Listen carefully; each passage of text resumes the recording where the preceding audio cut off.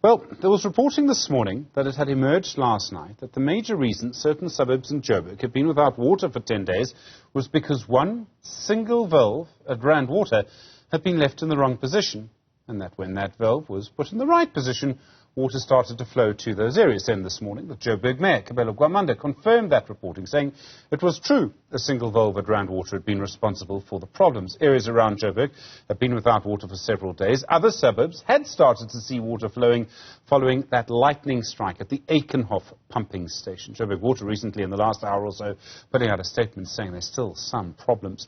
Benoît Leroy is the CEO of the SA Water Chamber. Benoît, good afternoon to you.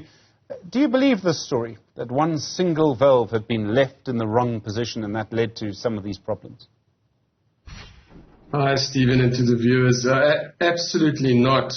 There's a sophisticated system that pumps water from near Eikenhof all the way up here and to Trine and to Rustenburg. It delivers water to big reservoirs here, and that's pumped. So that's not gravity, that's pumped. And if the valve was closed against a pump, something would have burst along the line. So I don't understand where this valve is.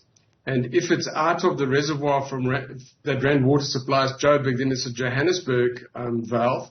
But all these systems are interconnected with telemetry, so measurement devices that tell us, the pumps are on. Won't necessarily tell you the valve is open or closed. Tell us that the levels are going up and down. So, simple deduction, within a few seconds, you will know that, well, the pump is on, but the reservoir's not filling up, or vice versa. So, no, I think this is deflecting us from a serious situation. If it was this, then we're really, really shot. Then we need to think about plan C or D, but I don't believe it. I don't believe we could stoop that low.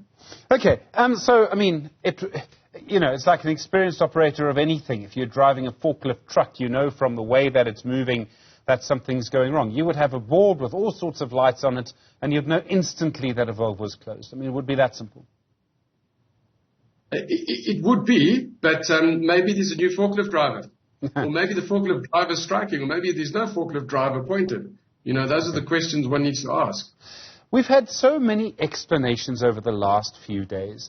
Perhaps one of them that sort of stuck with me that made the most sense was that the reservoirs that were supporting these areas, sort of Randburg, Blegauri areas, were kind of at the end of the line of reservoirs and were on the highest ground. Is that true? Would that make sense? I'm not certain, about that, but what I am certain about is that we have the leaking bucket syndrome. So the network is leaking viciously. So Joburg says of its non-revenue water that's just below 50%, half of that, so 25%, is actually physical leaks. So what's happening is the system ran dry firstly, and that was due to lightning, which it shouldn't have, but anyway, it did. And what happens when the system runs dry? You have to recharge it, and you get water hammer, because not all the air valves are properly working. The system is not designed to go dry. So what happens is you start inducing more leaks, and then you try and put in an extra 100 megaliters or 100 million liters was asked by Rand Water to put in. So you put more, you pressurize the system more, and what happens? It leaks more. So we're sort of in a circular reference where the more you put in, the more it leaks, the more damage you actually do. So the system is very sensitive to any fluctuations under good operating conditions. We have a decrepit system, so it's ultra sensitive. And what's happened is we just haven't managed to refill because everybody wants some water. So as you put into the system, it leaks out and people ask for it, and then people get told that they're using too much water. So I think we're getting to a stage where we can't recover these systems if there's been a major outage. And we're going to have to accept that this is the reality that we have. And Rand Water has a limit to what it can pump into the system also. So it can't pump more than a certain amount. The pumps are limited. So we have a situation where it's also hot, so the demand would increase too. So you have, unfortunately, a perfect set of circumstances that make any small thing, tip it over. I suppose it comes back to what you said originally. The system is not supposed to run dry. Reservoirs aren't supposed to run out of water. They're supposed to be systems to make sure that doesn't happen.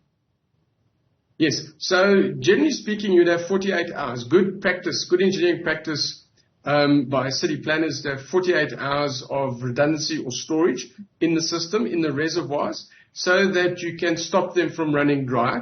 And it's very unusual to have an outage of more than a day. So with a 100% safety margin in it, you've got 2 days in there. That's 30 years ago, we had about 2.3 million people in Joburg. Now they report we've got 6.3 million. So it's roughly 3 times.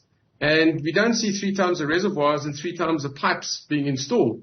So the system, firstly, is too small to supply adequately. And secondly, we just run the reservoirs 3 times as quickly. So we have probably between 9 to 12 hours of storage at most. So nothing's right. And you don't, this didn't happen overnight. This happened over 3 decades, but not to fix it. The question is, what can we do? So the first thing we need to do is we need to get the officials out there and we need the truth. And the problem is that people don't want to talk. And also you're going to have mudslinging between the bulk water service provider, Rand Water and Joburg, etc. And the mayor of Joburg, I saw him on TV the other day, he was blaming his own city power for not providing electricity to the Rand Water pump station. Everybody starts pointing fingers. We need to get out of that. We need to get to what the facts are, what the real facts are, what the truth is, get the community on board so that they can believe and understand what is happening. So until all the cards are put on the table, unfortunately, it's all hearsay. And I must say, I'm battling to make any sense of this. And we need the facts, we need the truth, and we need to depoliticize this. We don't want the politicians talking about this. We want the bureaucrats and technocrats telling us what is happening, and they must be allowed to manage and do what they're trained to do. Benoît Leroy, thank you. CEO of the SA Water Chamber, really do appreciate the time. Well.